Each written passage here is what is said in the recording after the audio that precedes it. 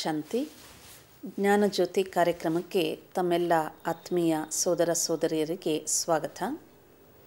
ಇದುವರೆಗೂ ಅನೇಕ ಸಂಚಿಕೆಗಳಲ್ಲಿ ನಾವು ಮನಸ್ಸಿನ ಬಗ್ಗೆ ಹಾಗೂ ಮನಸ್ಸಿನ ಶಕ್ತಿಯನ್ನು ಸಕಾರಾತ್ಮಕವಾಗಿ ಉಪಯೋಗಿಸುವುದರ ಬಗ್ಗೆ ಹಲವಾರು ವಿಷಯಗಳನ್ನು ತಿಳ್ಕೊಳ್ತಾ ಬಂದಿದ್ದೀವಿ.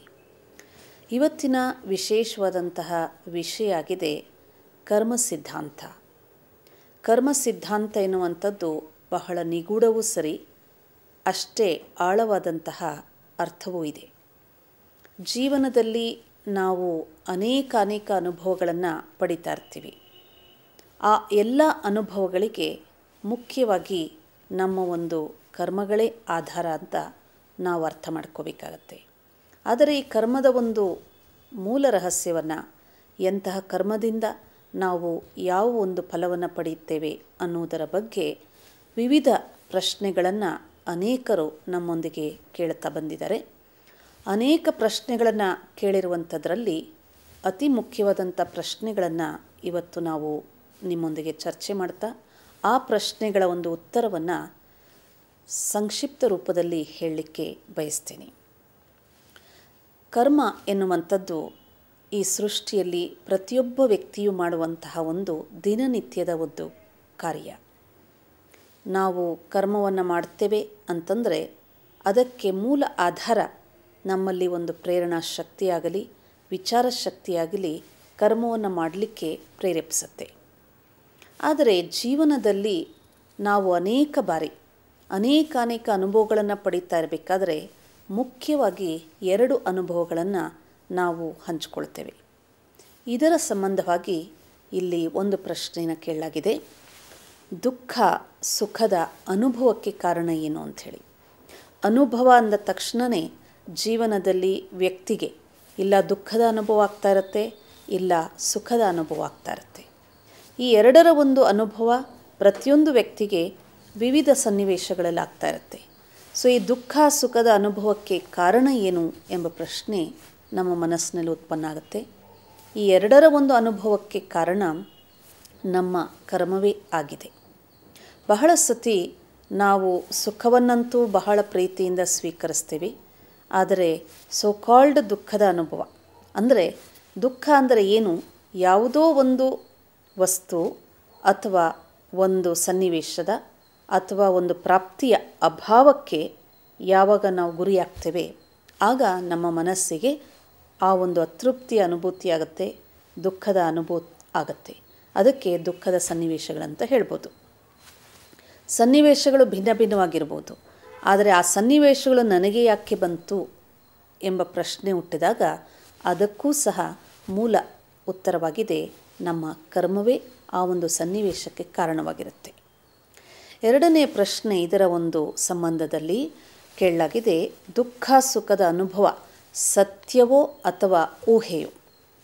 ಬಹಳ ಸತಿ ನಾವು ಕೇಳ್ತಾ ಬಂದಿರ್ತೀವಿ ಈ ಜಗತ್ತೇ ಮಿಥ್ಯ ಇದೆ ಅಂತ ಹೇಳಿ, ಏಕೆಂದರೆ ಎಲ್ಲವೂ ಸಹ ಚಲಾಯಮಾನವಾಗಿದೆ.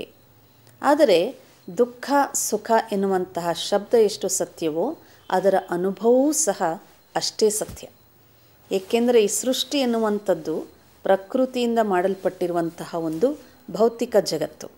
ಈ ಜಗತ್ತಿನ ನಿಯಮ ಏನು ಅಂತಂದರೆ ಪ್ರಕೃತಿಯ ಜಗತ್ತಿನ ನಿಯಮವಾಗಿದೆ ಪರಿವರ್ತನೆ. ಇದು ನಿರಂತರವಾಗಿ ಪರಿವರ್ತನೆಯ ಒಂದು ಕ್ರಿಯೆ ನಿರಂತರವಾಗಿ ನಡೆಯುತ್ತಾ ಇರುವಂತಹ ಒಂದು ಚಕ್ರ. ಆದರೆ ಇದರಲ್ಲಿ ನಮಗಾಗುವಂಥ ಅನುಭವಗಳು ಅದು ನಮಗೆ ಒಳ್ಳೆಯದು ಅಂತ ಸ್ವೀಕಾರ ಮಾಡಿದಾಗ ನಮಗೆ ಆಂತರಿಕ ಮನಸ್ಸಿನಲ್ಲಿ ಖುಷಿಯ ಅನುಭವ ಆಗುತ್ತೆ. ಅದಕ್ಕೆ ಸುಖದ ಅನುಭೂತಿ ಅಂತ ಹೇಳ್ಬೋದು. ಅದೇ ಯಾವುದಾದ್ರೂ ಸನ್ನಿವೇಶಗಳಲ್ಲಿ ಅಪ್ರಾಪ್ತಿಯ ಒಂದು ಅನುಭೂತಿ ಆಗುತ್ತೆ. ಅಪ್ರಾಪ್ತಿ ಅಂತಂದರೆ ನಾನು ಯಾವುದನ್ನು ಪಡಿಬೇಕಂತ ಇಷ್ಟಪಟ್ಟಿದ್ದೆ, ಬಹುಶಃ ಅದರ ಪ್ರಾಪ್ತಿ ನನಗೆ ಆ ಸಮಯದಲ್ಲಿ ಸಿಕ್ಕದೇ ಇರ್ಬೋದು. ಉದಾಹರಣೆಗೆ ಒಂದು ಮಗುವಿಗೆ ಜನ್ಮ ಕೊಟ್ಟ ತಾಯಿ ಜನ್ಮ ಕೊಟ್ಟ ತಕ್ಷಣವೇ ತನ್ನ ಒಂದು ದೇಹವನ್ನು ಬಿಟ್ಬಿಡ್ತಾಳೆ ಅಥವಾ ಸತ್ತೋಗ್ತಾಳೆ ಅಂತ ತಿಳ್ಕೊಳ್ಳಿ. ಅವಶ್ಯವಾಗಿ ಆ ಮಗುವಿಗೆ ಊಟ ಉಪಚಾರ ಇರಲಿಕ್ಕೆ ಮನೆ ವಿದ್ಯಾಭ್ಯಾಸ ಇದೆಲ್ಲವೂ ಲಭ್ಯವಾಗಿರ್ಬೋದು. ಆದರೆ ಆ ಸಣ್ಣ ಮಗುವಿಗೆ ಯಾವುದರ ಅಪ್ರಾಪ್ತಿ ಆಯಿತು ಅಂದರೆ ತಾಯಿಯ ಪ್ರೀತಿಯ ಅಪ್ರಾಪ್ತಿ. ಈ ಅಪ್ರಾಪ್ತಿಯನ್ನು ಆ ಮಗು ಪದೇ ಪದೇ ಏನಾದರೂ ನೆನೆಸ್ಕೊಂಡು ನನಗಿದು ಸಿಗಲಿಲ್ವಲ್ಲ ಅನ್ನುವಂತಹ ಒಂದು ಮನೋವ್ಯಾಕುಲತೆಯಲ್ಲಿ ಸಿಕ್ಕಾಕೊಂಡಾಗ ಅದು ದುಃಖದ ಅನುಭವದಲ್ಲಿ ಪರಿವರ್ತನೆ ಆಗುತ್ತೆ. ಅನೇಕ ಸನ್ನಿವೇಶಗಳಲ್ಲಿ ನಾವು ನಮ್ಮ ಗೆಳೆಯರ ಜೊತೆಯಾಗಲಿ, ಸ್ನೇಹಿತರ ಜೊತೆಯಾಗಲಿ, ಬಂಧುಗಳ ಜೊತೆಯಾಗಲಿ ವ್ಯವಹಾರ ಮಾಡುತ್ತಾ ಇರಬೇಕಾದ್ರೆ, ಅವರ ಸಂಬಂಧದಲ್ಲಿ ಬಂದಾಗ ಪ್ರತಿಯೊಂದು ವ್ಯಕ್ತಿಯೂ ಸಹ ಇನ್ನೊಬ್ಬ ವ್ಯಕ್ತಿಯ ಜೊತೆ ಒಳ್ಳೆಯ ಸಂಬಂಧವನ್ನೇ ಇಟ್ಕೊಳ್ಬೇಕು ಅಂತ ಅಪೇಕ್ಷಿಸ್ತಾನೆ. ಬಹುಶಃ ನನ್ನಿಂದ ತಪ್ಪಾಗಿಲ್ಲ, ಆದರೆ ಮುಂದೆ ಇರುವಂಥ ವ್ಯಕ್ತಿಯ ಒಂದು ಮನೋವೃತ್ತಿಯ ಆಧಾರದ ಮೇಲೆ, ಅವರ ನಡತೆಯ ಆಧಾರದ ಮೇಲೆ ನಮ್ಮ ಸಂಬಂಧಗಳಲ್ಲಿ ಬಿರುಕುಂಟಾಗುತ್ತೆ. ಅಥವಾ ಅವರ ಮಾತುಗಳು ಗಡಸಾಗಿರ್ಬೋದು, ಅವರ ಮಾತುಗಳಲ್ಲಿ ನಮಗೆ ಅಪಮಾನದ ಮಾತುಗಳಿರ್ಬೋದು. ಯಾವುದೇ ರೀತಿಯ ಒಂದು ವ್ಯವಹಾರದಲ್ಲಿ ಏರ್ಪೇರಾದಾಗ ಸಂಬಂಧಗಳ ಒಡಕು ಬಿರುಕಾಗತ್ತೆ. ಆಗ ನನ್ನದು ತಪ್ಪಿಲ್ಲ, ಆದರೂ ಸಹ ಒಂದು ಸ್ನೇಹಿತನನ್ನು ಕಳೆದುಕೊಳ್ಳುವಂಥದ್ದಾಗಲಿ ಅಥವಾ ಇನ್ಯಾವುದೇ ಸಂಬಂಧಗಳಲ್ಲಿ ಸರಿಯಾದಂಥ ಸ್ನೇಹದ ಒಂದು ಸಂಬಂಧ ನಾವು ವ್ಯವಹಾರದಲ್ಲಿ ಮುಂದುವರಿಸ್ಕೊಳ್ಳೋಕ್ಕೆ ಆಗದೇ ಇರುವಂಥ ಸನ್ನಿವೇಶದಲ್ಲಿ ಅವಶ್ಯವಾಗಿ ಅಲ್ಲಿ ಸಂಘರ್ಷವಾಗುತ್ತೆ. ಅಂಥ ಸಂಘರ್ಷದ ಸಮಯದಲ್ಲಿ ನಮಗೆ ದುಃಖ ಆಗುವುದು ನಿಜ. ಏಕೆ? ಉದಾಹರಣೆಗೆ ಅತ್ತೆ ಸೊಸೆ ಒಂದೇ ಮನೆಯಲ್ಲಿ ಇರಬೇಕಾಗತ್ತೆ, ಪತಿ ಪತ್ನಿ ಒಂದೇ ಮನೆಯಲ್ಲಿ ಇರಬೇಕಾಗತ್ತೆ. ಆದರೆ ಅವರ ಸಂಬಂಧಗಳಲ್ಲಿ ಅಷ್ಟೊಂದು ಅನ್ಯೋನ್ಯತೆ ಇಲ್ಲ, ಸ್ನೇಹದ ಒಂದು ಸಂಬಂಧ ಇಲ್ಲ, ವಿಶ್ವಾಸ ಇಲ್ಲ ಅಂದಾಗ ಅವಶ್ಯವಾಗಿ ಪದೇ ಪದೇ ಅಲ್ಲಿ ಸಂಘರ್ಷ. ಇದರಿಂದ ಮನಸ್ಸಿಗೆ ಕ್ಷೋಭೆಯುಂಟಾಗುತ್ತೆ. ಅಂಥ ಸನ್ನಿವೇಶಗಳನ್ನು ಸಹ ನಾವು ದುಃಖದ ಸನ್ನಿವೇಶಗಳಂತ ಹೇಳ್ತೇವೆ. ಇಲ್ಲಿ ದುಃಖ ಸುಖದ ಅನುಭವ ಸತ್ಯವೋ ಅಸತ್ಯವೋ ಅಥವಾ ಅದು ಊಹೆನಾ ಅಂತ ಕೇಳಿರುವಂಥ ಪ್ರಶ್ನೆ. ಇಲ್ಲಿ ಅನುಭವ ಎನ್ನುವಂಥದ್ದೇ ಸತ್ಯ. ಅದು ದುಃಖದ ಅನುಭವ ಇರ್ಬೋದು, ಸುಖದ ಅನುಭವ ಇರ್ಬೋದು, ಅಥವಾ ನಮಗೆ ಹಿತವಾದಂತಹ ಒಂದು ಅನುಭೂತಿ ಇರ್ಬೋದು, ಅಹಿತವಾದಂಥ ಅನುಭೂತಿ ಇರ್ಬೋದು. ಅನುಭೂತಿ ಎನ್ನುವಂಥದ್ದು ಜೀವನದಲ್ಲಿ ಸತ್ಯ. ಹಾಗೆ ಈ ಒಂದು ದುಃಖ ಸುಖದ ಒಂದು ಅನುಭವಗಳ ಆಧಾರದ ಮೇಲೆ ಮೂರನೇ ಪ್ರಶ್ನೆ ಕೇಳಲಾಗಿದೆ, ಜೀವನದಲ್ಲಿ ಅನುಭವಗಳನ್ನು ಮಾಡುವಂತಹ ಒಂದು ಶಕ್ತಿ ಯಾವುದು ಅಂಥೇಳಿ. ಅಂದರೆ ಅನುಭವ, ಉದಾಹರಣೆಗೆ ನಾವೊಂದು ಸನ್ನಿವೇಶದಲ್ಲಿ ಒಂದು ಒಕ್ಕೂಟದಲ್ಲಿ ಸೇರಿದ್ದೀವಿ ಅಂತ ತಿಳ್ಕೊಳ್ಳಿ. ಅಲ್ಲಿ ಅನೇಕ ಸ್ನೇಹಿತರ ಜೊತೆ ನಾವು ಮಾತಾಡ್ತಾ ಇದ್ದೀವಿ, ಒಂದು ಪಾರ್ಟಿ ಸೆಲೆಬ್ರೇಟ್ ಮಾಡ್ತಾ ಇದ್ದೀವಿ. ಅಂತಹ ಸಮಯದಲ್ಲಿ ಬಹಳ ಒಂದು ರುಚಿಕರವಾದಂತಹ ಭೋಜನವನ್ನು ಅಲ್ಲಿ ಎಲ್ಲರಿಗೂ ನೀಡಲಾಗತ್ತೆ. ಅದರಲ್ಲಿ ಕೊನೆಯಲ್ಲಿ ಒಂದು ಐಸ್ ಕ್ರೀಮ್ ಸರ್ವ್ ಮಾಡ್ತಾರೆ ಅಂತ ತಿಳ್ಕೊಳ್ಳಿ. ಎಲ್ಲ ಭೋಜನವನ್ನು ನಾವು ಸ್ವೀಕಾರ ಮಾಡಿದ ಮೇಲೂ ನನಗೆ ಐಸ್ ಕ್ರೀಮ್ ಮಾತ್ರ ಬಹಳ ಇಷ್ಟ ಆಯಿತು ಅಂತ ತಿಳ್ಕೊಳ್ಳಿ. ಆ ಒಕ್ಕೂಟದಲ್ಲಿ ಅನೇಕ ಮಾತುಕತೆಗಳು ನಡೆಸಿದ್ವಿ, ಅನೇಕ ಭೋಜನಗಳನ್ನು ಸ್ವೀಕಾರ ಮಾಡಿದ್ವಿ. ಆದರೆ ಮನೆಗೆ ಹೋಗಬೇಕಾದ್ರೆ ನನಗೆ ಯಾವುದರ ಒಂದು ಅನುಭೂತಿ ಹೆಚ್ಚು ಹಿತಕರ ಅನ್ನಿಸ್ತಾ ಇರುತ್ತೆ ಅಂದರೆ, ನಾನೇನು ಐಸ್ ಕ್ರೀಮ್ ತಿಂದಿದ್ದೀನಿ ಅದು ಬಹಳ ರುಚಿಕರವಾಗಿದ್ದೆ, ಆದರೆ ಅದರದ್ದು ಪದೇ ಪದೇ ನನಗೆ ಖುಷಿ ಆಗ್ತಾ ಇರುತ್ತೆ, ಆ ಸ್ಮೃತಿ ಇರುತ್ತೆ, ಅಥವಾ ಅದು ಬಹಳ ಚೆನ್ನಾಗಿತ್ತು ಅಂತ ಅನೇಕರಿಗೆ ಅದನ್ನೇ ನಾನು ಬೇರೆಯವ್ರಿಗೆ ಹೇಳಲಿಕ್ಕೂ ಇಷ್ಟಪಡ್ತೀನಿ. ಅಂದರೆ ಜೀವನದಲ್ಲಿ ಅನುಭವ ಮಾಡುವಂಥ ಶಕ್ತಿ ಯಾವುದು ಅಂದರೆ, ಈ ದೇಹದಿಂದ ನಾನು ಬಾಯಿಂದ ಮಾತಾಡದೆ, ಬಾಯಿಂದ ಊಟ ಮಾಡದೆ, ಈ ಊಟ ಮಾಡಿದ್ದು ಅನೇಕ ವಸ್ತುಗಳನ್ನು ನಾನು ರುಚಿಯನ್ನು ಸ್ವೀಕಾರ ಮಾಡಿದ್ರೂ ಯಾವುದು ನನಗೆ ಇಷ್ಟವಾಗಿತ್ತು ಅದನ್ನು ನಾನು ಸ್ವೀಕಾರ ಮಾಡಿದಾಗ ಅದರ ಒಂದು ಸ್ಮೃತಿ ನನ್ನ ಆತ್ಮದಲ್ಲಿ ಇರುತ್ತೆ. ಈ ದೇಹ ಎನ್ನುವಂಥದ್ದು ಕೇವಲ ಬಾಹ್ಯ ವಸ್ತುಗಳ ಸಂಪರ್ಕದಲ್ಲಿ ಬರಲಿಕ್ಕೆ ಒಂದು ಮಾಧ್ಯಮ. ಆದರೆ ಈ ಮಾಧ್ಯಮದ ಮುಖಾಂತರ ಒಳ್ಳೆಯದು ಕೆಟ್ಟದು, ಖುಷಿ ಅಥವಾ ಬೇಸರ ಅಥವಾ ಸುಖ ಅಥವಾ ದುಃಖ ಎನ್ನುವಂತಹ ಒಂದು ಅನುಭೂತಿಗಳನ್ನು ಅನುಭವ ಮಾಡುವಂಥ ಶಕ್ತಿ ಇದೆಯಲ್ಲ, ಅದು ಈ ದೇಹದಿಂದ ಭಿನ್ನವಾಗಿದೆ. ಅದರಿಂದನೇ ನಾವು ಹಲವು ಬಾರಿ ನೋಡ್ತೇವೆ, ಯಾವ ವ್ಯಕ್ತಿ ದೇಹದ ಮುಖಾಂತರ ಅನೇಕ ಕರ್ಮಗಳನ್ನು ಮಾಡಿರ್ತಾನೆ, ಆ ಕರ್ಮವನ್ನು ಭಲೆನ ಮರ್ತು ಬಿಡ್ತೀವಿ, ಆದರೆ ಕರ್ಮದ ಸ್ಮೃತಿ ಮಾತ್ರ ನಮ್ಮ ಆತ್ಮದಲ್ಲಿ ಸದಾ ಇರ್ತದೆ. ಇದು ಹೇಗೆ ಅಂತಂದರೆ, ಉದಾಹರಣೆಗೆ ತಿಳ್ಕೊಳ್ಳಿ, ನೀವು ಬಾಲ್ಯತನದಲ್ಲಿ ಒಂದು ಸ್ಕೂಲಲ್ಲಿ ಓದ್ತಾ ಇರ್ತೀರ. ಆ ಸಮಯದಲ್ಲಿ ಒಂದು 10 ಮಕ್ಕಳು ಸೇರಿಕೊಂಡು ಯಾವುದೋ ತೋಟದಲ್ಲಿ ಹೋಗ್ಬಿಟ್ಟು ಒಂದು ಮಾವಿನಕಾಯಿ ಗಿಡದನ್ನು ನೋಡ್ತೀರ, ತುಂಬ ಮಾವಿನ ಹಣ್ಣುಗಳು ಬಿಟ್ಟಿರುತ್ತೆ. ಅಲ್ಲಿ ಒಂದು ಹುಡುಗ ಹೇಳ್ತಾನೆ, ಆ ಮಾವಿನ ಹಣ್ಣುಗಳನ್ನು ತಗೊಳ್ಳೋಣ, ಕಲ್ಲೆಸೆಯೋಣ ಅಂಥೇಳಿ. ಕಲ್ಲೆಸೀತಾ ನೀವು ಗುರಿ ಹಾಕಿ ಕಲ್ಲೆಸಿತೀರ, ಆದರೆ ನಿಮಗೆ ಗೊತ್ತಿಲ್ಲ ಆ ಮರದ ಅಡಿಯಲ್ಲಿ ಒಂದು ಮುತ್ಕ ಕೂತಿದ್ದಾನೆ ಅಂತ. ಮೇಲೆ ಕಲ್ಲೆಸಿತೀರ, ಆ ಕಲ್ಲು ತೊಗೊಂಡೋಗಿ ಅದು ಕೆಳಗಡೆ ಬೀಳಬೇಕಾದಾಗ ಆ ಒಂದು ಮುದುಕನ ತಲೆಗೆ ಪೆಟ್ಟಾಗುತ್ತೆ. ಆ ಸನ್ನಿವೇಶ ಅದು. ನೀವು ಬೇಕಂತಲೇ ಆ ಕರ್ಮ ಮಾಡಿಲ್ಲ, ಆದರೆ ನೀವು ಮಾಡಿದಂಥ ಕರ್ಮದಿಂದ ಇನ್ನೊಂದು ವ್ಯಕ್ತಿಗೆ ತೊಂದರೆ ಆಯಿತು. ನೀವು ಚಿಕ್ಕ ಮಗು ಆದ್ದರಿಂದ ಆ ಪರಿಸ್ಥಿತಿಯಲ್ಲಿ ಏನು ಮಾಡ್ತೀರಾ, ಭಯಭೀತರಾಗಿ ಓಡೋಗ್ತೀರ. ಕರೆಕ್ಟಾ?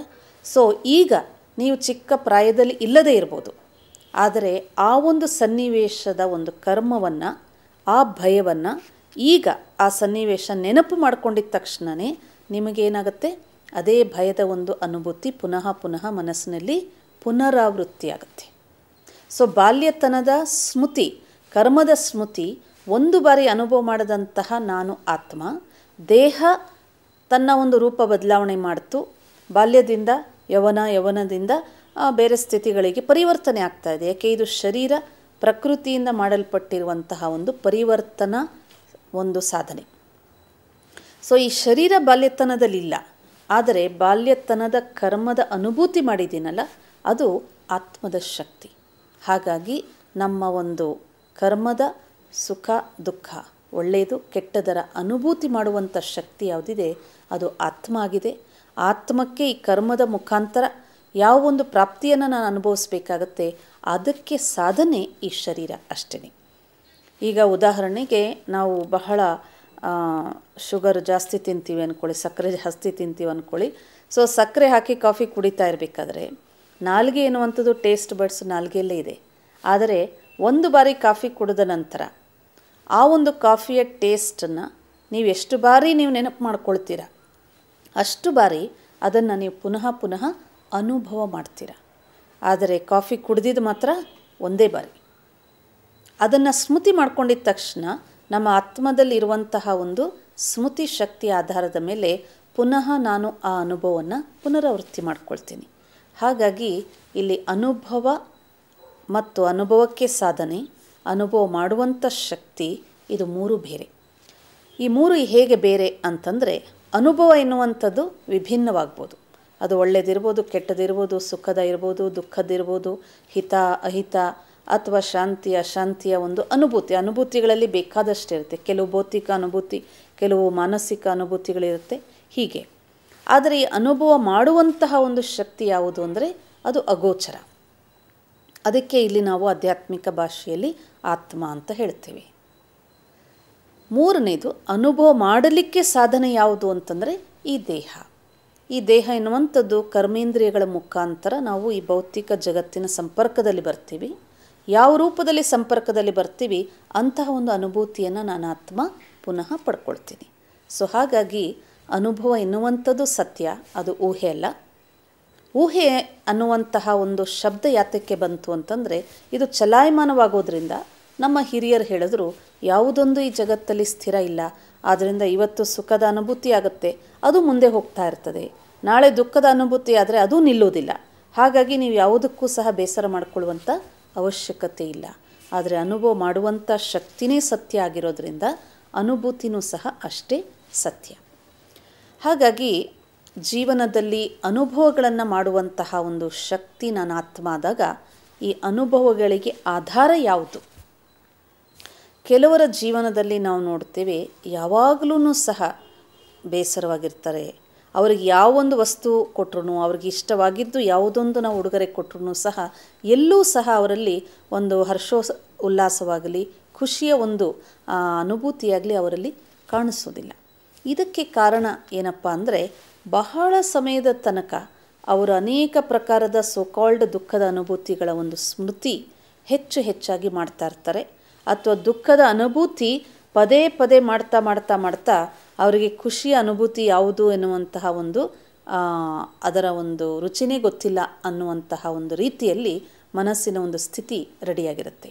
ಆ ಕಾರಣ ಸದಾ ಬೇಸರ. ಬಹಳ ಸತಿ ನಾವು ನೋಡ್ತೇವೆ, ಕೆಲವರು ಒತ್ತಡಕ್ಕೆ ಈಡಾಗ್ತಾರೆ, ಬಹಳ ಬೇಗ ಟೆನ್ಷನಲ್ಲಿ ಬರ್ತಾರೆ. ಅಂಥ ವ್ಯಕ್ತಿಗೆ ಟೆನ್ಷನಲ್ಲಿ ಇರೋದೇ ಒಂದು ನ್ಯಾಚುರಲ್ ಲೈಫ್ ಆಗಿಬಿಟ್ಟಿರುತ್ತೆ. ಶಾಂತವಾಗಿ ಕೂತ್ಕೊಳ್ಳುವಂಥದ್ದು ಗೊತ್ತೇ ಇಲ್ಲ, ಸಮಾಧಾನವಾಗಿ ಇರುವಂತಹ ಒಂದು ಸ್ಥಿತಿ ಅವರಿಗೆ ಅನುಭವದಲ್ಲೇ ಇಲ್ಲ. ಸೊ ಹಾಗಾಗಿ ಹಲವಾರು ಅನುಭವಗಳನ್ನು ನಾವು ರಚನೆ ಮಾಡಿಕೊಳ್ಬೋದು. ಕೆಲವು ಅನುಭವಗಳು ಬಾಹ್ಯ ಜಗತ್ತಿನಿಂದ ನಮಗೆ by force we have to undergo that consequences ಅಂತ ಹೇಳಲಾಗತ್ತೆ. ಹೇಗೆ ಅಂತಂದರೆ, ಉದಾಹರಣೆಗೆ ನಾವು ರಸ್ತೆಯಲ್ಲಿ ನಡೀತಾ ಇದ್ದೀವಿ, ಒಂದು ಗುಂಪು ಘರ್ಷಣೆ ಆಗ್ತಾಯಿದೆ, ಕೋಲಾಹಲ ಆಗ್ತಾಯಿದೆ. ನಾನು ಅದರಲ್ಲಿ ಇನ್ವಾಲ್ವ್ ಆಗಿಲ್ಲ, ಆದರೆ ಅಲ್ಲಿನ ವಾತಾವರಣ ಬಹಳ ಅಶಾಂತವಾಗಿದೆ, ಶಬ್ದ ಜಾಸ್ತಿ ಮಾಡ್ತಾ ಇದ್ದಾರೆ, ಅಲ್ಲಿ ಇಲ್ಲಿ ಜನ ಚೆಲ್ಲಾಪಿಲ್ಲಿಯಾಗಿ ಓಡಾಡ್ತಾ ಇದ್ದಾರೆ. ಸೊ ಭಯಭೀತವಾದಂಥ ವಾತಾವರಣದಲ್ಲಿ ಕೆಲವು ಕ್ಷಣ ನಾನು ಆ ಒಂದು ಗುಂಪು ಘರ್ಷಣೆಯಲ್ಲಿ ಇನ್ವಾಲ್ವ್ ಆಗದೇ ಇದ್ರೂ ಸಹ ಕೆಲವು ಕ್ಷಣಗಳ ಕಾಲ ನನ್ನ ಮನಸ್ಸಿನಲ್ಲೂ ಸಹ ಆ ಭಯದ ಒಂದು ವಾತಾವರಣ ಅನುಭೂತಿ ಆಗ್ಬೋದು. So this is by force. ಅದರಲ್ಲಿ ನನ್ನ ರಚನೆ ಏನೂ ಇಲ್ಲ. ಈ ಅನುಭವಗಳಲ್ಲಿ ನನ್ನ ರಚನೆ ಹೇಗಾಗುತ್ತೆ ಅಂತಂದರೆ, ನಮ್ಮ ಒಂದು ವಿಚಾರಗಳಲ್ಲಿ ಹಲವು ಬಾರಿ ನಾವು ಅಹಿತವಾದ ಘಟನೆಗಳನ್ನು ಪದೇ ಪದೇ ನೆನಪು ಮಾಡ್ಕೊಳ್ತೀವಿ.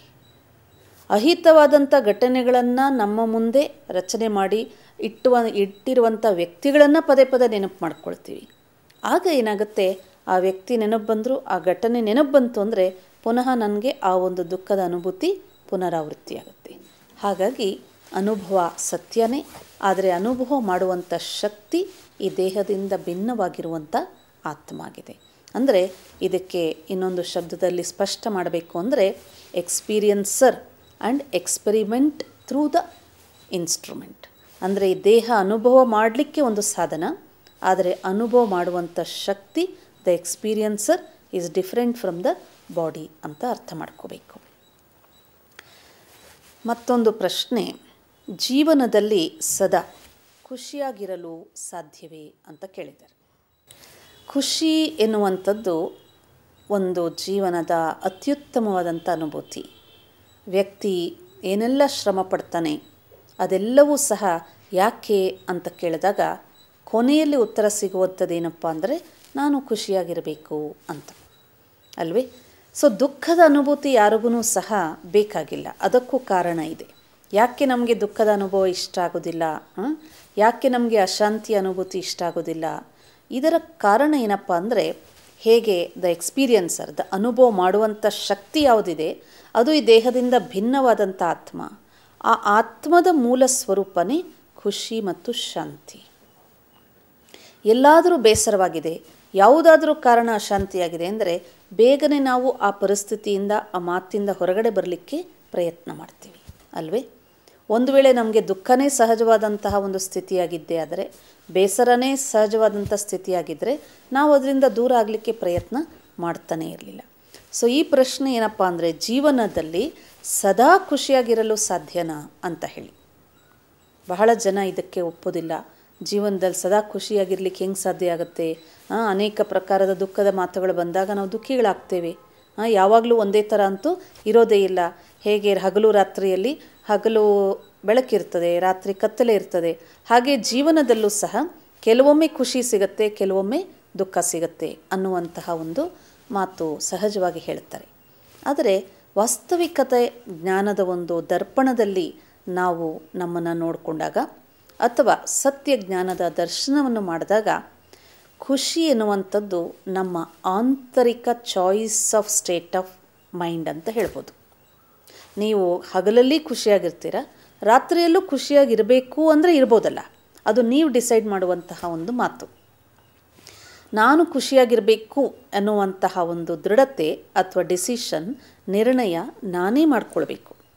ಇಲ್ಲಿ ಕತ್ತಲೆ ಅಂದರೆ ಯಾವುದೋ ಒಂದು ಪರಿಸ್ಥಿತಿ, ಯಾವುದೋ ಒಂದು ದುಃಖ ದುಮ್ಮಾನಗಳು, ಯಾವುದೋ ದುಗುಡ ಅಥವಾ ಯಾವುದೋ ಸಂಕಟ ನಿಮ್ಮ ಜೀವನದಲ್ಲಿ ಬಂದಿರುತ್ತೆ ಅಂದ್ಕೊಳ್ಳಿ. ಅದಕ್ಕೆ ನಾವು ಕತ್ತಲೆಗೆ ಹೋಲಿಕೆ ಮಾಡೋಣ. ಬೆಳಕು ಅಂದರೆ ಅರ್ಥ ಏನು? ನನಗೇನು ಬೇಕೋ ಅದೆಲ್ಲ ಸಿಗ್ತಾ ಇದೆ, ಯಾವುದೇ ಶ್ರಮ ಇಲ್ಲದೆ ನನಗೆಲ್ಲವೂ ಪ್ರಾಪ್ತವಾಗ್ತಾ ಇದೆ, ಯಾವುದು ಬೇಕನ್ಸುತ್ತೆ ಅದು ನನಗೆ ರೀಚಬಲ್ ಇದೆ, ಎಲ್ಲರೂ ಸಹ ನನಗೆ ಸಹಯೋಗ ಕೊಡ್ತಾ ಇದ್ದಾರೆ, ಜೀವನ ಸ್ಮೂತಾಗಿ ನಡ್ಕೊಂಡು ಹೋಗ್ತಾ ಇದೆ, ಯಾವುದಕ್ಕೂ ಸಹ ಎಕ್ಸ್ಟ್ರಾ ಎಫರ್ಟ್ ಹಾಕಿ ನಾನು ಅದನ್ನು ಪಡಿಬೇಕು ಅನ್ನುವಂಥ ಹಂಬಲದಿಂದ ಶ್ರಮ ಪಡುವಂತಹ ಅವಶ್ಯಕತೆ ಇಲ್ಲ. ಸೊ ಅಂತಹ ಸಮಯದಲ್ಲಿ ನಾವು ಹೇಳ್ತೇವೆ ಐ ಆಮ್ ವೆರಿ ಹ್ಯಾಪಿ ಅಂತ ಹೇಳ್ಬೋದು. ಆದರೆ ಒಂದು ಜ್ಞಾನಿಯಾಗಿರುವಂಥ ವ್ಯಕ್ತಿಗೆ ಯಾವುದೇ ಪರಿಸ್ಥಿತಿಯಲ್ಲಿ, ಅದು ಕತ್ತಲೆ ಇರ್ಬೋದು, ಹಗಲಿರ್ಬೋದು ಅಂತಂದರೆ, ಅದು ನಮಗೆ ಹಿತವಾದಂಥ ಪರಿಸ್ಥಿತಿ ಇರ್ಬೋದು, ಅಹಿತವಾಗಿರ್ಬೋದು, ಸುಖದ ಅನುಭೂತಿ ಕೊಡುವಂಥದ್ದು ಇರ್ಬೋದು ಅಥವಾ ದುಃಖದ ಅನುಭೂತಿ ಕೊಡುವಂಥದ್ದು ಇರಬಹುದು. ಆದರೆ ಯು ಹ್ಯಾವ್ ಟು ಚೂಸ್. ಅಂಥ ಸಮಯದಲ್ಲೂ ಸಹ ನಾನು ಖುಷಿಯಾಗಿರಬಲ್ಲೆ, ನಾನು ಖುಷಿಯಾಗಿರಬೇಕು ಅಂತ ನಾನೇ ಡಿಸೈಡ್ ಮಾಡಬೇಕು. ಸೊ ನಾನು ಯಾವಾಗ ಡಿಸೈಡ್ ಮಾಡ್ತೀನಿ I want to be happy ಅಂದಾಗ ನನ್ನ ಹ್ಯಾಪಿನೆಸ್ನ ಬೇರೆಯವರು ಡೆಸ್ಟ್ರಾಯ್ ಮಾಡಲಿಕ್ಕೆ ಸಾಧ್ಯ ಇಲ್ಲ. ಬಾಕಿ ನಿಮ್ಮ ಮುಂದೆ ಬಂದಿರುವಂಥ ಪರಿಸ್ಥಿತಿಗಳನ್ನು ಹೇಗೂ ಪಾರು ಮಾಡುವಂಥದ್ದು ನಿಜನೇ. ಉದಾಹರಣೆಗೆ ನನಗೆ ತಿಳ್ಕೊಳ್ಳಿ, ಏನೋ ಕೆಮ್ಮಲು, ಜ್ವರ ಇಲ್ಲ ಏನೋ ಒಂದು ತೊಂದರೆ ಆಗಿದೆ ಅಂದ್ಕೊಳ್ಳಿ. ಡೆಫಿನೆಟಾಗಿ ನಾನು ಯಾರ ಹತ್ರ ಹೋಗ್ತೀನಿ? ವೈದ್ಯರ ಹತ್ರ ಹೋಗ್ತೀನಿ, ಔಷಧಿ ತೊಗೊಳ್ತೀನಿ, ಸ್ವಲ್ಪ ಹೊತ್ತು ನಿದ್ದೆ ಮಾಡಬೇಕು, ಸ್ವಲ್ಪ ರೆಸ್ಟ್ ತೊಗೋಬೇಕು, ಸ್ವಲ್ಪ ತೊಂದರೆಯನ್ನು ಸಹನೆ ಮಾಡಬೇಕು. Here there are two choice. ಏನದು? ಒಂದು ಅಯ್ಯೋ ನನಗೆ ಕಾಯಿಲೆ ಬಂತಲ್ಲ, ನನಗೆ ಬೇಜಾರಾಯ್ತಲ್ಲ, ನಾನು ಡಾಕ್ಟ್ರ್ ಹತ್ರ ಹೋಗಬೇಕಲ್ಲ, ನಾನು ಔಷಧಿ ತೊಗೊಳ್ಬೇಕಲ್ಲ, ನಾನು ಎಲ್ಲ ಕೆಲಸ ಬಿಟ್ಟು ಮನೆಯಲ್ಲಿ 2 ದಿವಸ ರಜಾ ಹಾಕಿ ಕೂತ್ಕೋಬೇಕಲ್ಲ, ಇದೆಂಥ ಕಷ್ಟ ಬಂದುಬಿಡ್ತಪ್ಪ. See you can think like this. ಎರಡನೇದೇನು, ಓಹ್ ನನಗೆ ಏನೋ ತೊಂದರೆ ಆಗಿದೆ, ಸೊ ಇಮಿಡಿಯೇಟಾಗಿ ನನ್ನ ದೇಹಕ್ಕೆ ಆರೋಗ್ಯವಾಗಿ ಇಟ್ಕೋಬೇಕು ಅಂದರೆ ನಾನು ಇಂಥ ಔಷಧಿ ತೊಗೋಬೇಕು, ನಾನು 2 ದಿವಸ ಆರಾಮವಾಗಿ ಈ ಶರೀರಕ್ಕೆ ರೆಸ್ಟ್ ಕೊಡಬೇಕು. ಆ ಒಂದು ಸಮಯದಲ್ಲಿ ನಾನು ನನ್ನ ಮನಸ್ಸಿನಲ್ಲಿ ಖುಷಿಯಾಗಿ ಯಾವ ರೀತಿ ನನ್ನ ಸಮಯವನ್ನು ಪಾಸಿಟಿವ್ ಆಗಿ ಕಳೆಯಬಲ್ಲೆ ಅಂತ ನೀವೇನೇ ಡಿಸೈಡ್ ಮಾಡಿಕೊಂಡು you can design your mindset. ಅದು ನಿಮ್ಮ ಕೈಯಲ್ಲಿದೆ. ಹಾಗಾಗಿ ಪ್ರತಿಯೊಂದು ವಿಪರೀತ ಪರಿಸ್ಥಿತಿ ಇರ್ಬೋದು ಅಥವಾ ಖುಷಿಯ ಪರಿಸ್ಥಿತಿ ಇರ್ಬೋದು, ಎರಡರಲ್ಲೂ ಖುಷಿಯಾಗಿರಲಿಕ್ಕೆ ಸಾಧ್ಯ ಇದೆ. ಆದರೆ ಆ ಸಾಧ್ಯತೆಯನ್ನು ಪ್ರತಿಯೊಂದು ವ್ಯಕ್ತಿ ತನ್ನದೇ ಆದಂಥ ನಿರ್ಣಯದ ಆಧಾರದ ಮೇಲೆ ಅವನು ತನ್ನ ಜೀವನವನ್ನು ಖುಷಿಯಾಗಿ ಇಟ್ಕೊಳ್ಬಲ್ಲ. ಹೀಗೆ ಖುಷಿ ಎನ್ನುವಂಥದ್ದು ನಾವು ಬಾಹ್ಯ ಜಗತ್ತಿನಿಂದ ಪಡೆದುಕೊಳ್ಳುವಂತಹ ಒಂದು ವಸ್ತು ಅಂತೂ ಅಲ್ಲ. ಉದಾಹರಣೆಗೆ ನೋಡಿ, ಬಹಳ ಜನ ಏನು ತಿಳ್ಕೊಳ್ತಾರೆ, ಯಾವ ವ್ಯಕ್ತಿಗೆ ಎಲ್ಲ ಸಂಪತ್ತಿದೆ, ಎಲ್ಲ ವಸ್ತುಗಳಿದೆ, ಎಲ್ಲ ವೈಭವ ಇದೆ, ಅವರು ತುಂಬ ಖುಷಿಯಾಗಿದ್ದಾರೆ ಅಂತ. ನಿಜನಾ? ಇವತ್ತಿನ ವರ್ತಮಾನ ಜಗತ್ತಿನಲ್ಲಿ ನಾವು ನೋಡುತ್ತೇವೆ, ಅನೇಕ ಜನರಲ್ಲಿ ಜೀವನದಲ್ಲಿ ಬಹಳ ಸಂಪತ್ತಿದೆ, ಏನು ಬೇಕೋ ಎಲ್ಲ ವಸ್ತು ವೈಭವಗಳಿದೆ, ಆದರೆ ಅವರು ನಿಜವಾಗ್ಲೂ ಖುಷಿಯಾಗಿದ್ದಾರಾ ಅಂದರೆ ಖಂಡಿತ ಇಲ್ಲ. ಅದೇ ಒಂದು ಸಾಧಾರಣ ವ್ಯಕ್ತಿ, ಅವನು ಪ್ರತಿನಿತ್ಯ ಶ್ರಮಪಟ್ಟು 3 ಹೊತ್ತು ಊಟಕ್ಕೂ ಸಹ ಇಡೀ ದಿನ ಕೆಲಸ ಮಾಡಿ ಸಂಜೆ ಅವನಿಗೇನು ಸಂಪಾದನೆ ಬರುತ್ತೋ ಅದರಿಂದನೇ ಅವನು ತನ್ನ ಒಂದು ಹಸಿವನ್ನು ತೀರಿಸ್ಕೊಂಡು ಮತ್ತೆ ನಾಳೆಗೆ ಇನ್ನೊಂದು ರೀತಿಯ ಕೆಲಸವನ್ನು ಮಾಡಲಿಕ್ಕೆ ರೆಡಿಯಾಗಿರ್ತಾನೆ. ಆದರೆ ಅವನು ಖುಷಿಯಾಗಿದ್ದಾನ ಅಂದರೆ ಬಹುಶಃ ಅವನೂ ಖುಷಿಯಾಗಿಲ್ಲ. ಕಾರಣ ಏನಪ್ಪ ಅಂತಂದರೆ, ಎಲ್ಲ ಇರುವಂಥವನಿಗೆ ಯಾವುದೋ ಮನೋಚಿಂತನೆ, ಯಾವುದೋ ಒಂದು ಚಿಂತೆ ಕಾಡ್ತಾ ಇರ್ತದೆ. ಏನೂ ಇಲ್ಲದೆ ಇರೋವನಿಗೆ ನನಗೇನೂ ಇಲ್ವಲ್ಲಪ್ಪ ಅನ್ನುವಂಥ ಚಿಂತೆ. ಇವನು ತಿಳ್ಕೊಳ್ತಾನೆ ಅವರು ಖುಷಿಯಾಗಿದ್ದಾರೆ ಅಂತ, ಎಲ್ಲ ಇರುವಂಥವ್ರು ತಿಳ್ಕೊಳ್ತಾರೆ ಇದೇ ಒಂದು ನನಗೆ ದೊಡ್ಡ ಹೊರೆಯಾಗ್ಬಿಟ್ಟಿದೆ, ನನಗೇನು ಇಲ್ಲದೇ ಇದ್ದರೆ ಸಾಕಾಗಿತ್ತು, ನಾನು ನೆಮ್ಮದಿಯಾಗಿರ್ತಿದ್ದೆ ಅಂತ ಹಲವರು ಆ ರೀತಿ ಹೇಳುವಂಥವ್ರು ಇದ್ದಾರೆ. ಇಲ್ಲಿ ಎರಡೂ ರೀತಿಯ ಒಂದು ಜೀವನ ಶೈಲಿಯಲ್ಲಿ ನಾವೇನು ನೋಡ್ತೇವೆ ಅಂತಂದರೆ, ವ್ಯಕ್ತಿ ತನ್ನ ಒಂದು ಪರಿಸರದಲ್ಲಿ ಪ್ರೆಸೆಂಟ್ ಕಂಡೀಷನಲ್ಲಿ ನಾನು ಹೇಗಿದ್ದೀನಿ ಹಾಗೆ ನನ್ನ ಮನಸ್ಸನ್ನು ಖುಷಿಯಾಗಿ ಇಟ್ಕೊಳ್ಳುವಂಥ ಕಲೆಯನ್ನು ನಾವು ಧಾರಣೆ ಮಾಡ್ಕೋಬೇಕು. ಎಲ್ಲವೂ ಇದ್ದರೆ ನಾವು ಖುಷಿಯಾಗಿರ್ತೀವಿ ಅನ್ನೋದು ಸುಳ್ಳೆ, ಏನೂ ಇಲ್ಲದೇ ಇದ್ದಾಗ ನಾವು ಖುಷಿಯಾಗಿರ್ತೀವಿ ಅನ್ನೋದು ಸುಳ್ಳೆ. ಯಾಕೆಂದರೆ ವ್ಯಕ್ತಿಯ ಜೀವನದಲ್ಲಿ ಸಾಧನೆಗಳು ಅವಶ್ಯಕತೆ ಇದೆ, ಅದರ ಜೊತೆಗೆ ಸಂಪತ್ತಿನ ಅವಶ್ಯಕತೆಯೂ ಇದೆ. ಇದೆರಡೂ ಲಭ್ಯವಾದ ಮೇಲೆ ತನ್ನ ಒಂದು ಮಾನಸಿಕ ಸ್ಥಿತಿಯನ್ನು ಶ್ರೇಷ್ಠವಾಗಿ ಸ್ಮೃತಿ, ತನ್ನದು ಸಕಾರಾತ್ಮಕ ಚಿಂತನೆಯಲ್ಲಿ ಇಟ್ಕೊಳ್ಳುವಂಥ ಕಲೆ ಅವನಿಗಿಲ್ಲ ಅಂದಾಗ ಎಲ್ಲವೂ ಇದ್ದರೂ ವ್ಯರ್ಥವೇ, ಏನೂ ಇಲ್ಲದೇ ಇದ್ರೂ ಜೀವನ ವ್ಯರ್ಥವೇ. ಹಾಗಾಗಿ ಎರಡೂ ರೂಪದ ಜೀವನಗಳಲ್ಲಿ ಒಂದಲ್ಲ ಒಂದು ಕೊರತೆಯನ್ನು ಮನುಷ್ಯ ಅನುಭವ ಮಾಡ್ತಾ ಇರ್ತಾನೆ. ಹಾಗಾಗಿ ಆಧ್ಯಾತ್ಮಿಕ ದೃಷ್ಟಿಕೋನದಲ್ಲಿ ಹೇಳುವಂತಹ ಒಂದು ವಿಚಾರ ಏನಪ್ಪ ಅಂದರೆ, ಸತ್ಯದ ಅಂಶ ಏನಂದರೆ, ಖುಷಿ ಎನ್ನುವಂಥದ್ದು ನಮ್ಮ ಆಂತರಿಕ ಮನೋಸ್ಥಿತಿ. ಉದಾಹರಣೆಗೆ ನೋಡಿ, ಒಬ್ಬ ವ್ಯಕ್ತಿಗೆ ಒಂದು ಲಾಟ್ರಿ ಸಿಕ್ಬಿಡ್ತು ಅಂತ ತಿಳ್ಕೊಳ್ಳಿ. ಅವನು ಯಾವತ್ತೂ ಲಾಟ್ರಿನೇ ನಾನು ಸಿಗುತ್ತೆ ಅಂತ ಯಾವತ್ತೂ ಕನಸೇ ಕಂಡಿಲ್ಲದೆ ಇರೋವನಿಗೆ ಸಡನ್ನಾಗಿ ಮಾತು ಹೇಳಿದ ತಕ್ಷಣವೇ ಅವನಿಗೇನು ಅನಿಸುತ್ತೆ? ಅಪಾರವಾದ ಖುಷಿಯಾಗುತ್ತೆ. ಹಸಿವಿರೋದಿಲ್ಲ ಅಥವಾ ಇನ್ಯಾವುದೇ ರೀತಿ ಬೈಕ್ ಇರೋದಿಲ್ಲ, ಒಂದು ಕಾನ್ಷಿಯಸ್ ಅಷ್ಟೇ. ಅದೇ ರೀತಿಯಲ್ಲಿ ಒಂದು ವ್ಯಕ್ತಿಗೆ ಯಾವುದೇ ಸಂಪತ್ತು ಸೌಲಭ್ಯಗಳಿಲ್ಲ, ಆದರೆ ವ್ಯಕ್ತಿಯ ಮನಸ್ಸಿನಲ್ಲಿ ಉದಾರತೆ ಇದೆ, ಸದಾ ಸ್ನೇಹದ ಭಾವನೆ ಇದೆ, ಎಲ್ಲರಲ್ಲಿ ಸದ್ಭಾವನೆಯನ್ನು ಇಟ್ಕೊಳ್ಳುವಂಥ ಮನೋಚಿಂತನೆ ಇದೆ. ಅಂಥ ವ್ಯಕ್ತಿಯಲ್ಲಿ ಸಂಪದ್ಭರಿತತೆ ಇರ್ತದೆ. ಅವನಿಗೆ ಏನೂ ಬೇಡ ಅನಿಸುತ್ತೆ. ನಾನು ತುಂಬ ಖುಷಿಯಾಗಿದ್ದೀನಪ್ಪ, ನನ್ನ ಮನಸ್ಸು ತುಂಬ ಹಗುರವಾಗಿದೆ, ನನಗೇನು ಬೇಡ. ಏಕೆಂದರೆ he is full. In what way ಅಂದಾಗ ಅವನ ಮನಸ್ಸಿನಲ್ಲಿ ಸಚ್ಚಿಂತನೆಯ ಒಂದು ಶಕ್ತಿ ಬಹಳಷ್ಟು ಇದೆ. ಹಾಗಾಗಿ ಖುಷಿ ಎನ್ನುವಂಥದ್ದು ಒಂದು ಅಮೂಲ್ಯವಾದ ಖಜಾನೆ ನಿಜನೇ, ಆದರೆ ಅದನ್ನು ನಾವು ಬಾಹ್ಯ ಜಗತ್ತಿನಿಂದ ಕೊಂಡ್ಕೊಳ್ಳಿಕ್ಕೆ ಸಾಧ್ಯ ಇಲ್ಲ. ಆದರೆ ಇದು ಒಂದು ಆಂತರಿಕ ಅನುಭೂತಿ and also A choice of life. ನಾನೇ ನನ್ನ ಸಂಕಲ್ಪವನ್ನು, ನನ್ನ ಮನಸ್ಥಿತಿಯನ್ನು ನಾನು ಖುಷಿಯಾಗಿರಬೇಕು ಎಂಥ ಪರಿಸ್ಥಿತಿಯಲ್ಲೂ ಎನ್ನುವಂತಹ ಒಂದು ದೃಢತೆ ಇಟ್ಕೊಂಡಾಗ ನಮ್ಮಲ್ಲಿ ಆ ಪಾಸಿಟಿವ್ ಎನರ್ಜಿ ಎನ್ನುವಂಥದ್ದು ಮಲ್ಟಿಪ್ಲೈ ಆಗ್ತಾ ಹೋಗುತ್ತೆ. ಹಾಗಾಗಿ ಆತ್ಮೀಯರೇ, ಜೀವನದಲ್ಲಿ ಖುಷಿ ನಮ್ಮೆಲ್ಲರಿಗೂ ಬೇಕಾಗಿರುವಂತಹ ಅತ್ಯಮೂಲ್ಯವಾದ ಅನುಭವ. ಇವತ್ತಿನ ಸಂಚಿಕೆಯಲ್ಲಿ ನಾವು ಖುಷಿಯನ್ನು ಹೇಗೆ ನಮ್ಮ ಜೀವನದಲ್ಲಿ ಸದಾ ಇಟ್ಕೊಳ್ಬೇಕು ಅಥವಾ ಖುಷಿಯಾಗಿರಬೇಕು ಅನ್ನೋದನ್ನು ಸ್ವಲ್ಪ ತಿಳ್ಕೊಂಡ್ವಿ. ಹಾಗೂ ದುಃಖ ಸುಖದ ಅನುಭೂತಿಗೆ ನಮ್ಮ ಕರ್ಮಗಳೇ ಕಾರಣವಾಗಿದೆ. ಹಾಗಾದರೆ ಏನು ಖುಷಿಯನ್ನು ನಾವು ಸದಾ ಜೀವನದಲ್ಲಿ ಅನುಭವ ಮಾಡಬೇಕಾ, ಮಾಡಬಹುದಾ? ಹಾಗೆ ಖುಷಿಯನ್ನು ಸದಾ ನಾವು ಅನುಭವ ಮಾಡಬೇಕಾದ್ರೆ ನಮ್ಮ ಕರ್ಮಗಳಲ್ಲಿ ಯಾವ ಪರಿವರ್ತನೆ ತಗೊಂಡು ಬರಬೇಕು? ಈ ಕರ್ಮದ ಸಿದ್ಧಾಂತವನ್ನು ಇನ್ನಷ್ಟು ಕೂಲಂಕುಷವಾಗಿ ತಿಳ್ಕೊಳ್ಳೋಣ ಮುಂದಿನ ಸಂಚಿಕೆಯಲ್ಲಿ. ಅಲ್ಲಿಯವರೆಗೆ ತಮ್ಮೆಲ್ಲರಿಗೂ ಸಹ ವಿರಾಮ. ಓಂ ಶಾಂತಿ.